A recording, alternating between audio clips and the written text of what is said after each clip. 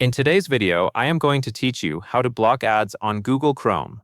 Vertical bar, the ultimate tutorial. To get started, open Google Chrome on your computer. When Chrome is open, look at the top right corner of the browser window and click the three vertical dots. From that menu, move down to Extensions. When the Extensions option appears, select the Chrome Web Store. This will take you to the official store where Chrome extensions can be found and installed. Once you are in the Chrome Web Store, click into the Extensions section if needed. Then go to the search bar and type adblock. After you search, you will see matching extension results. Find adblock in the list, then click Add to Chrome. Chrome will usually show a confirmation pop-up before the extension is installed. This gives you a chance to review what is being added to your browser. Go ahead and confirm the installation so Chrome can add the extension for you. The process normally only takes a few seconds. After the extension is installed, check the Extensions button near the top right area of Chrome to make sure adblock is active.